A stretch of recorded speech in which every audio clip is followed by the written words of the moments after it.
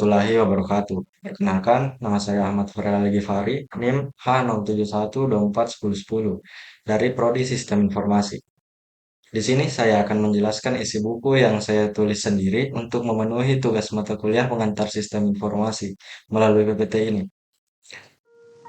Pada slide pertama, yaitu transformasi digital dan sistem informasi di era modern, merupakan topik yang membahas bagaimana kemajuan teknologi informasi telah membawa perubahan besar dalam berbagai aspek kehidupan, termasuk bisnis, pemerintahan, pendidikan, dan interaksi sosial. Transformasi digital sendiri adalah proses integrasi teknologi ke dalam seluruh aspek operasional dan strategi organisasi yang mengubah cara kerja tradisional menjadi lebih efisien, fleksibel, dan responsif terhadap perubahan. Di sisi lain, sistem informasi memainkan peran penting dalam proses ini sebagai kombinasi antara teknologi, manusia, dan prosedur yang berfungsi untuk mengumpulkan, menyimpan, mengelola, dan mendistribusikan informasi yang relevan dalam pengambilan keputusan. Dalam konteks bisnis, sistem informasi memungkinkan otomatisasi proses peningkatan layanan pelanggan serta dukungan terhadap inovasi produk dan model bisnis baru. Dalam masyarakat luas, teknologi digital dan sistem informasi telah mengubah cara individu berinteraksi melalui media sosial, platform komunikasi daring, dan layanan berbasis aplikasi.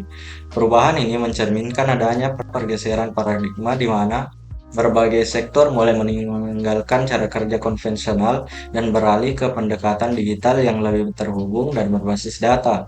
Istilah seperti transformasi digital dan era modern menunjukkan bahwa kita sedang berada di tengah-tengah revolusi. Pada slide kedua, pada slide ini menjelaskan dua aspek utama yang mendorong perubahan bisnis di tingkat global. Yang pertama yaitu globalisasi.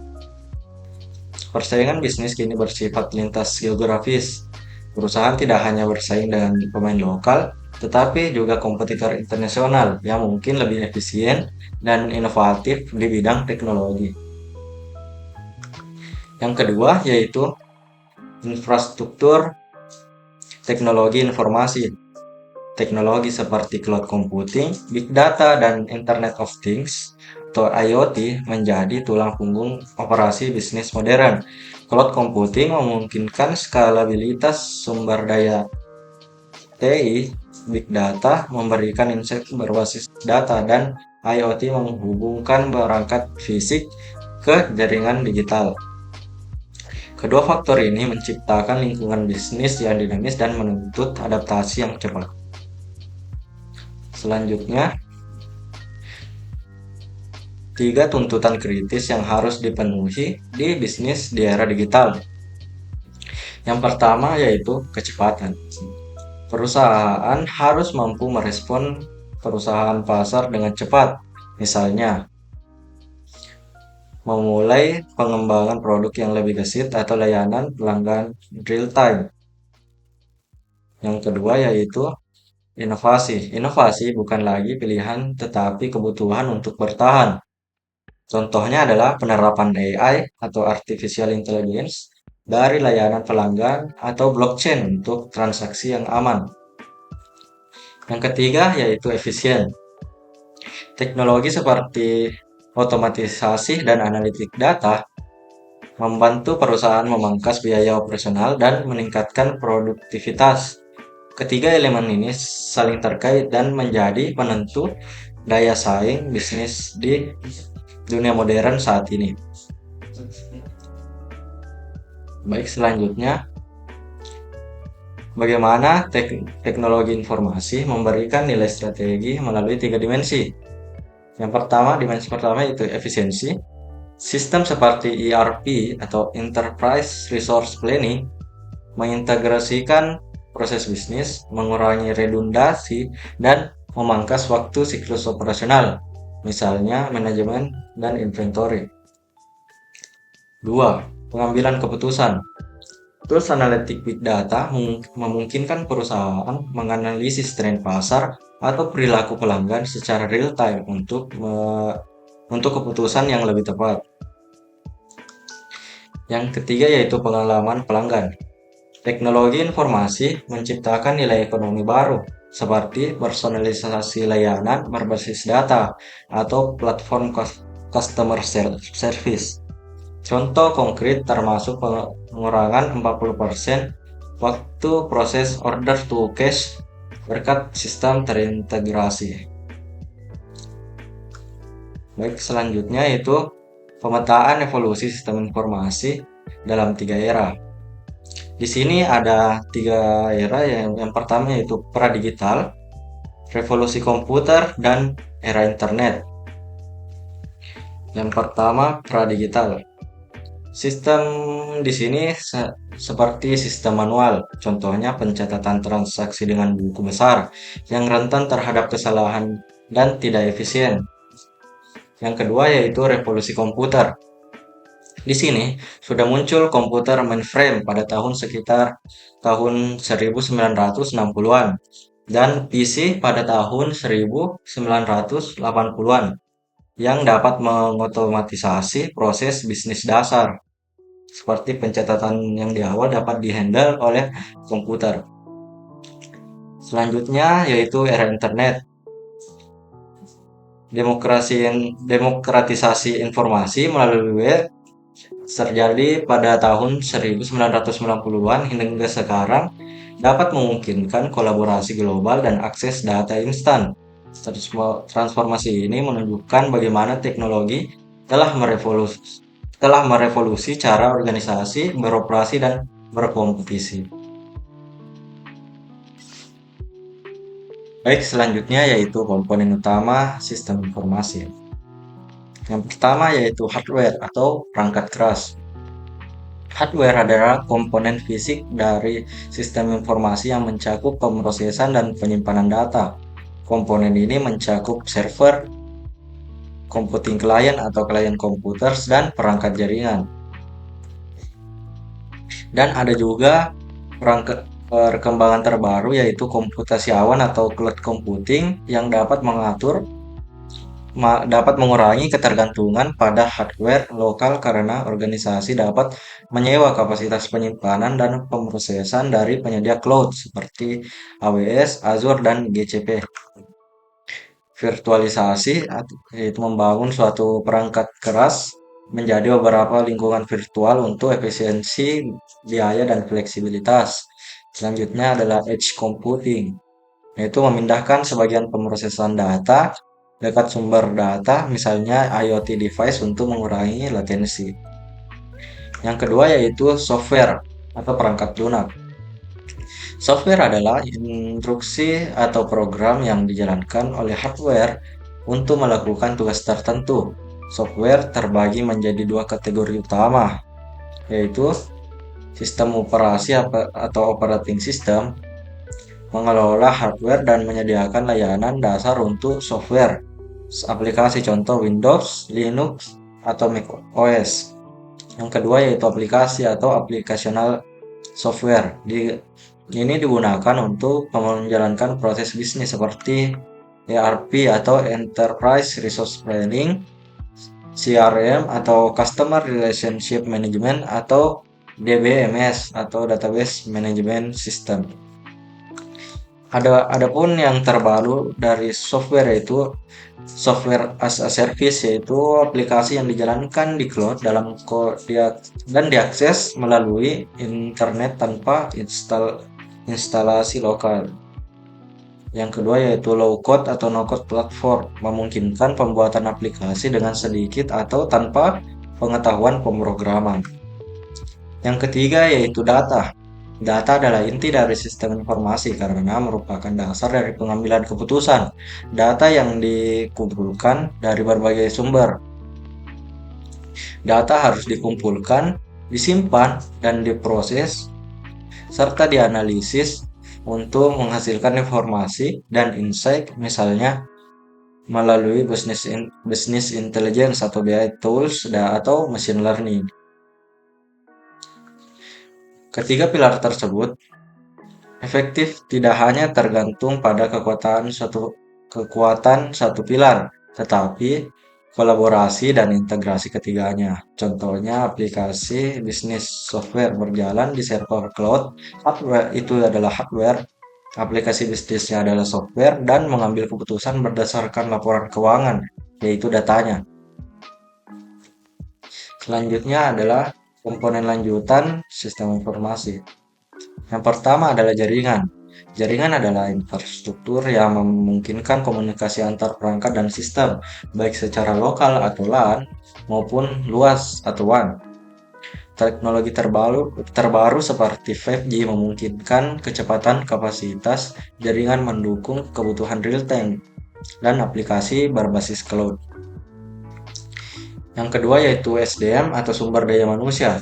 Manusia tetap menjadi faktor kunci seperti karyawan atau teknisi dan ahli teknologi informasi yang bertugas merancang, mengelola, serta memanfaatkan sistem informasi. Keterampilan digital seperti analisis data, keamanan cyber, dan manajemen cloud ini kini sangat dibutuhkan untuk menjalankan sistem secara efektif. Yang ketiga yaitu prosedur. Prosedural mencakup aturan, standar, dan alur kerja seperti protokol keamanan, data, atau kebijakan akses pengguna. Prosedur ini menjaga agar sistem beroperasi dengan sempurna. Selanjutnya adalah nilai strategi sistem informasi. Manfaat kuantitatif sistem informasi yaitu menunjukkan hasil terukur dan dari investasi teknologi seperti pengurangan 40% waktu siklus order to cash. Otomatisasi jalur kerja memungkinkan proses bisnis seperti pemesanan, pemrosesan faktur, dan pembayaran berjalan lebih cepat dan minimal kesalahan manual. Hal ini mempercepat arus kas perusahaan dan meningkatkan kepuasan pelanggan. Atau contoh selanjutnya yaitu peningkatan 30% akurasi scoring nasabah di sektor perbankan. Dengan memanfaatkan analitik prediktif, bank dapat mengevaluasi risiko calon nasabah secara lebih tepat berdasarkan data historis dan pola perilaku. Hasilnya adalah proses kredit yang lebih aman dan efisien serta mengurangi potensi gagal bayar. Contoh lainnya adalah penghematan 15% biaya distributif melalui AI. Sistem informasi yang didukung kecerdasan buatan mampu menghitung dan menyesuaikan rute pengiriman paling efisien, mempertimbangkan kondisi lalu lintas, jarak, dan kapasitas kendaraan. Ini mengurangi konsumsi bahan bakar dan waktu tempuh, serta menurunkan biaya operasional logistik. Ketiga angka ini memberikan gambaran jelas tentang return of investment atau ROI dari sistem informasi, bukan hanya sebagai alat pendukung. Sistem informasi terbukti mampu meningkatkan performa operasi secara signifikan, baik dari segi kecepatan, akurasi, maupun efisiensi biaya. Maka, sistem informasi menjadi komponen strategis dalam meningkatkan daya saing perusahaan.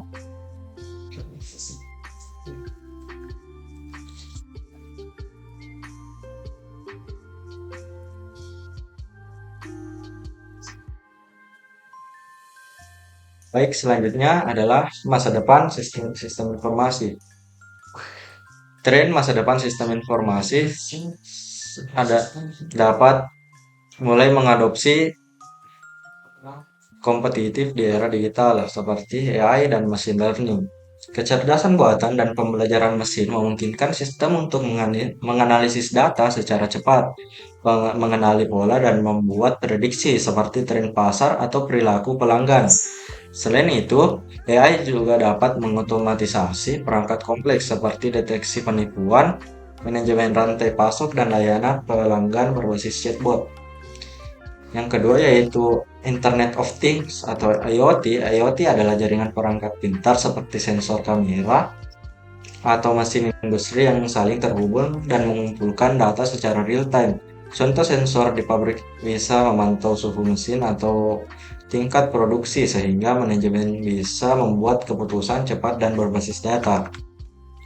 Selanjutnya adalah blockchain.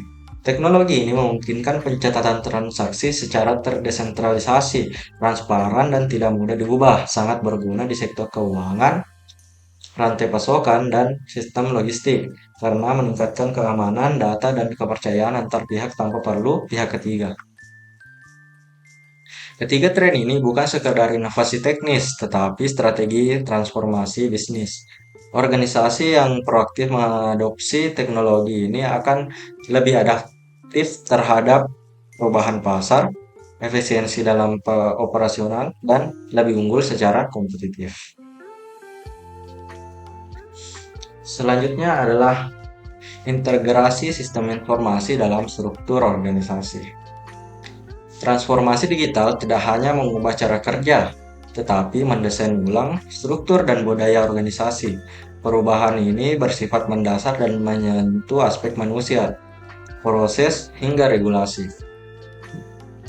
Dulunya ada hierarki kaku atau jaringan yang tidak fleksibel, organisasi tradisional yang bertingkat dan birokrasi kini mulai ditinggalkan. Sebagai gantinya muncul struktur yang lebih datar dan kolaboratif, di mana pengambilan keputusan bisa dilakukan lebih cepat. Contohnya perusahaan teknologi seperti Spotify atau Google mengadopsi pendekatan tim agile dan squad struktur lintas fungsi yang responsif terhadap perubahan pasar dan teknologi.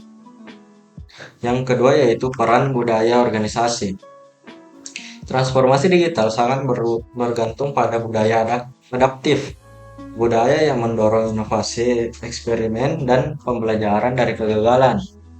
Perusahaan seperti Google dan Amazon menunjukkan bahwa keberhasilan teknologi dimulai dari mindset yang terbuka terhadap perubahan, perbaikan terus-menerus. Tanpa adanya yang mendukung, teknologi canggih pun tidak akan efektif. Selanjutnya adalah pengaruh regulasi. Peraturan seperti GDPR atau General Data Protection Regulation di Eropa dan undang-undang serupa di negara lain menuntut organisasi untuk membangun sistem informasi yang aman, transparan, dan mengutamakan privasi pengguna. Hal ini memengaruhi cara sistem dirancang mulai dari manajemen data hingga kontrol akses dan audit. Singkatnya, transformasi digital bukan hanya soal teknologi, tetapi soal struktur budaya kepatuhan. Organisasi yang sangat sukses adalah mereka yang mampu menyesuaikan ketiganya secara harmonis. Anatomi organisasi modern. Transformasi digital mendorong perubahan besar dalam cara organisasi diatur dan dijalankan, seperti struktur tradisional yang dahulu, seperti yang yaitu sentralistik dan birokratis. Keputusan terpusat di tingkat atas, banyak lapisan manajerial, proses lambat dan kurang efisien, sulit merespon perubahan pasar atau teknologi. Cocok untuk lingkungan yang stabil namun kurang efektif di era digital yang serba cepat. Yang struktur modern atau struktur sekarang, yang desentralisasi, kewenangan distribusi, memberi tim otonomi untuk bertindak cepat, berbasis proyek atau tim lintas fungsi seperti model squad di Spotify, di mana tiap tim kecil menangani produk atau layanan secara mandiri. Lebih responsif dan inovatif karena pengambilan keputusan lebih dekat dengan masalah nyata di lapangan. Contoh konkretnya adalah Amazon yang menerapkan struktur berbasis tim yang kecil dan fleksibel. Hal ini memungkinkan mereka bereksperimen dan meluncurkan layanan seperti AWS, Amazon Web Service, secara cepat, mendahului kompetitor dan membuka sumber pendapatan baru. Selanjutnya yaitu fungsi utama organisasi. Transformasi digital mengubah cara kerja di bidang fungsi inti organisasi, membuat proses menjadi lebih cepat, akurat, dan berbasis data.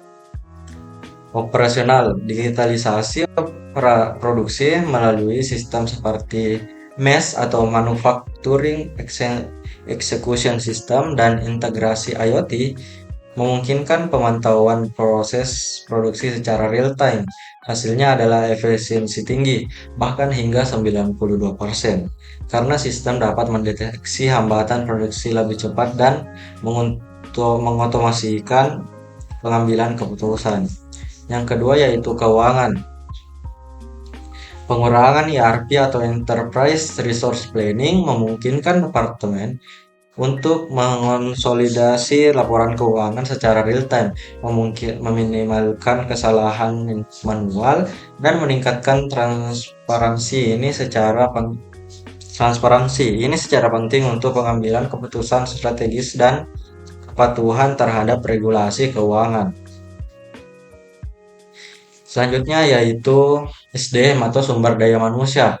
Dengan HRIS atau Human Resource Information System yang didukung AI, proses seperti rekrutmen, evaluasi kerja, dan pengelolaan talenta menjadi lebih cerdas dan efisien. AI dapat menyaring pelamar, memetakan potensi karyawan, serta merekomendasikan pelatihan yang sesuai berdasarkan data kinerja. Ketiga fungsi ini menunjukkan bagaimana digitalisasi tidak hanya mendukung antara revolusi inti operasional organisasi, menciptakan proses yang lebih terintegritas, cerdas, dan adaptif. Selanjutnya adalah peran budaya organisasi. Transformasi digital bukan hanya soal teknologi, tetapi sangat bergantung pada budaya organisasi. Budaya yang tepat dapat mempercepat inovasi, sementara budaya yang kaku justru menjadi hambatan utama. Fail fast, learn faster. Budaya digital mendorong tim untuk bereksperimen cepat, menerima kegagalan sebagai bagian dari proses belajar, dan segera beradaptasi. Pendekatan ini umum diterapkan di dunia startup dan perusahaan teknologi yang mengandalkan uji coba cepat atau rapid prototyping untuk mengembangkan produk baru dan merespon pasar secara lincah. Tantangan budaya atau resistensi internal. Salah satu hambatan utama adalah resistensi dari karyawan level menengah yang khawatir kehilangan peran atau pengaruh akibat otomatisasi atau penggeseran struktur kerja tanpa komunikasi yang jelas dari pihak terkait. Perubahan ini bisa menimbulkan konflik dan penghambatan proses transformasi. Kesimpulannya, keberhasilan transformasi digital sangat tergantung pada kesiapan budaya organisasi untuk berubah, menerima kegagalan sebagai pembelajaran, memungkinkan ruang eksperimen, dan mengatasi resistensi dengan strategi komunikasi dan kepemimpinan yang tepat. Baik, selanjutnya yaitu konsep dasar sistem informasi. Seiring perkembangan teknologi, komponen utama sistem informasi hardware, software, dan data mengalami perubahan besar yang meningkatkan fleksibilitas, skalabilitas, dan integrasi. Dulu sistem mengandalkan mainframe seperti IBM pada tahun 1960-an yang mahal dan terbatas aksesnya. Kini organisasi beralih ke komputasi awan atau cloud computing yang lebih fleksibel, hemat biaya, dan memungkinkan akses data dan aplikasi dari mana saja. Sistem awal SAPR berfungsi monolitik, artinya seluruh aplikasi dibangun sebagai satu kesatuan. Saat ini banyak perusahaan menggunakan arsitektur microservices, yaitu membagi fungsi aplikasi ke dalam layanan kecil yang bisa dikembangkan, dijalankan, dan diskalakan secara independen, seringkali berbasis API atau API. Dahulu data disimpan dalam database terpisah yang sulit diintegrasikan. Kini muncul konsep data lake, yakni sistem penyimpanan terintegrasi yang mampu menampung berbagai jenis data, terstruktur maupun tidak, dalam satu tempat, memungkinkan analitik yang lebih mendalam dan lintas sumber. Evolusi ini mencerminkan pergeseran dari sistem tertutup dan kaku menjadi sistem terbuka, modular, dan berbasis cloud, mendukung kebutuhan bisnis yang dinamis dan real time. Baik, selanjutnya adalah infrastruktur dan arsitektur teknologi informasi modern.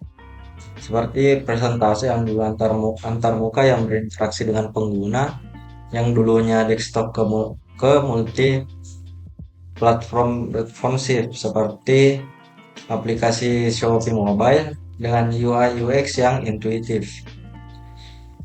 Selanjutnya adalah aplikasi yang mengelola logika bisnis dan proses yang evolusinya dari monolitik ke microservice. Contohnya algoritma rekomendasi Shopee yang mempersonalisasi pengalaman belanja. Selanjutnya adalah data yang menyimpan dan mengelola informasi sistem yang evolusinya dari database tunggal ke sistem distribusi. Selanjutnya yaitu infrastruktur yang evolusinya dari sistem fisik ke cloud elastis, seperti infrastruktur Shopee yang dapat menyesuaikan kapasitas saat kampanye besar. Selanjutnya yaitu integrasi sistem informasi. Tantangan integrasi yaitu alignment model atau menyelaraskan tujuan bisnis dengan kapabilitas teknologi informasi. Solusinya yaitu menggunakan strategic alignment model atau SAM untuk memastikan investasi teknologi informasi mendukung prioritas bisnis. Contohnya perusahaan retail yang menyelaraskan inisiatif omnichannel dengan mengembangkan sistem back-end. Tantangan yang lainnya adalah COVID Framework atau standar tata kelola untuk mitigasi risiko, yaitu kompleksitas penerapan di organisasi besar. Manfaatnya menyediakan panduan praktis untuk kepatuhan, keamanan, dan kontrol proses. Implementasinya yaitu meliputi evaluasi kerja, pengelolaan sumber daya, dan optimasi risiko. Resistensi perubahan perlunya di pelatihan dan change management. Tantangannya yaitu penolakan karyawan terhadap sistem atau proses baru. Strateginya itu komunikasi proaktif, pelatihan komprehensif, dan dukungan keberlanjutan. Baik, selanjutnya adalah data sebagai aset organisasi. Nilai data dari tata kelola yaitu kebijakan seperti data governance untuk memastikan kualitas dan kepatuhan. Komponennya itu kebijakan akses, klasifikasi data, prosedur penyimpanan, dan standar kualitas. Manfaatnya meningkatkan integrasi data, memenuhi regulasi, dan mendukung keputusan bisnis. Contohnya yaitu Netflix yang menggunakan data penonton untuk mempersonalisasi konten. Selanjutnya adalah jejaring data dan pengetahuan. Integrasi data multisumber merupakan fondasi penting bagi perusahaan modern yang ingin memanfaatkan seluruh potensi aset informasinya. Proses ini melibatkan pengumpulan, harmonisasi, dan pemanfaatan data dari berbagai sistem, baik internal maupun eksternal. Dalam hal teknik akuisisi, perusahaan saat ini memanfaatkan beberapa pendekatan utama, seperti API atau Application Programming Interface menjadi metode dominan karena memungkinkan komunikasi terstruktur antar sistem. Sebagai contoh, banyak platform e-commerce yang mengintegrasikan layanan pembayaran mid-trans melalui API, sehingga transaksi dapat diproses secara langsung tanpa intervensi manual. Integrasi ini tidak hanya memudahkan pelanggan dalam bertransaksi, tetapi memungkinkan rekonsiliasi data keuangan secara otomatis dan meminimalisir kesalahan manusia. Sementara itu, web scraping digunakan untuk mengumpulkan data dari sumber eksternal yang tidak menyediakan API resmi. Teknik ini memungkinkan perusahaan menganalisis strategi kompetitor dengan mengekstrak informasi seperti harga, fitur produk dan ulasan pelanggan. Meskipun efektif, pendekatan ini harus diimplementasikan dengan hati-hati untuk menghormati ketentuan layanan dan peraturan privasi data yang berlaku. Keberhasilan integrasi data multisumber tidak hanya bergantung pada teknologi, tetapi juga pada tata kelola yang kuat. Perusahaan perlu memastikan konsistensi definisi data, misalnya apa yang dimaksud dengan pelanggan aktif, kualitas data yang memadai, serta kepatuhan terhadap kebijakan keamanan dan privasi. Tanpa pendekatan holistik ini, bahkan investasi teknologi canggih pun menghasilkan pulau-pulau data yang terisolasi dan mengurangi nilai keseluruhan dari aset informasi perusahaan. Selanjutnya adalah revolusi proses bisnis. Proses bisnis mengikuti pola dasar, yaitu input, proses, dan output, yang menjadi fondasi utama organisasi. Dalam manufaktur, bahan baku menjadi input yang ditransformasi melalui serangkaian aktivitas melalui produksi untuk menghasilkan produksi jadi. Pola ini berlaku universal dan perbankan sehingga layanan kesehatan, menggambarkan bagaimana sumber daya diubah menjadi nilai yang bermanfaat. Proses bisnis umumnya diklasifikasikan menjadi 3 kategori. Proses operasional merupakan aktivitas inti yang langsung menghasilkan nilai bagi pelanggan, seperti produksi, pemasaran, dan penjualan. Proses manajerial mencakup perencanaan, pengorganisasian, dan pengawasan untuk memastikan arah strategis perusahaan berjalan dengan baik. Sementara itu, proses pendukung seperti IT support, manajemen SDM, dan pemeliharaan fasilitas tidak langsung berkontribusi pada produk akhir, tetapi sangat penting untuk kelancaran operasional keseluruhan.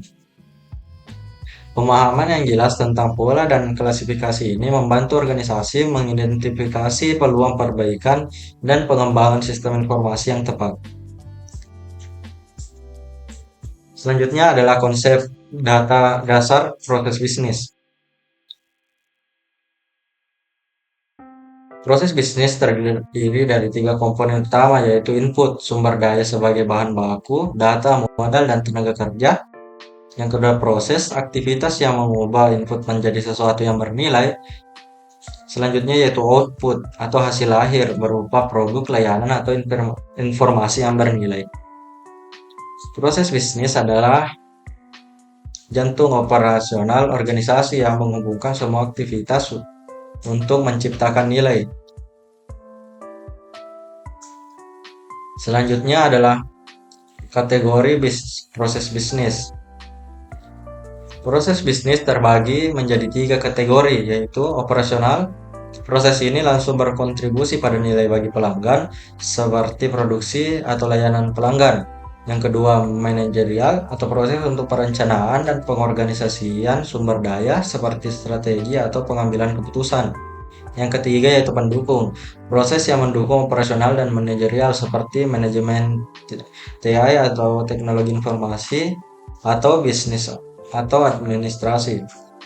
Ketiga kategori ini saling berinteraksi untuk memastikan kelancaran operasi organisasi. Selanjutnya adalah pemodelan proses bisnis. Alur proses bisnis seperti yang pertama yaitu pengajuan, misalnya pengajuan pinjaman atau permintaan layanan, ya, lalu verifikasi dokumen, persetujuan, dan pembayaran. Pemodelan proses bisnis membantu organisasi memvisualisasikan dan mengoptimalkan alur kerja. Selanjutnya, ARIS atau Architectural of Integrated Information System. ARIS adalah solusi teknologi yang digunakan oleh perusahaan besar untuk merancang proses yang terintegrasi. ARIS dapat digunakan untuk memetakan proses pengajuan pinjaman dari slide sebelumnya, memastikan semua langkah terhubung dengan sistem informasi. Selanjutnya adalah customer. Pelanggan adalah fokus utama dari proses bisnis, terutama dalam ekonomi digital. Sistem informasi membantu organisasi memahami kebutuhan pelanggan dan memberikan pengalaman yang baik. Selanjutnya adalah supply chain management atau SCM. SCM melibatkan perencanaan dan pengelolaan semua aktivitas dalam rantai pasok dari pemasok hingga pelanggan. Sistem informasi mendukung SCM ini dengan memberikan visibilitas dan efisiensi dalam berbagai proses seperti pengadaan, produksi, dan distribusi. Selanjutnya adalah warehouse management system atau WMS. WMS adalah sistem untuk pengelolaan operasi gudang seperti penerimaan pengelolaan operasi gudang, seperti penerimaan, penyimpanan, dan pengiriman barang. Teknologi WMS ini meningkatkan efisiensi dan akurasi dalam manajemen inventaris. Baik, selanjutnya yaitu Enterprise Resource Planning atau ERP. ERP adalah platform yang menghubungkan berbagai fungsi bisnis seperti keuangan, pengelolaan anggaran, dan akuntansi, SDM atau manajemen karyawan dan penggajian, dan inventaris, pengendalian stok dan logistik. ERP meningkatkan efisiensi dan mendukung pengambilan keputusan yang lebih baik melalui data terintegrasi. Baik, sekian dari buku saya. Jika ada salah kata mohon dimaafkan, jika ada kurang mohon diberitahukan. Terima kasih telah menyimak. Wassalamualaikum warahmatullahi wabarakatuh.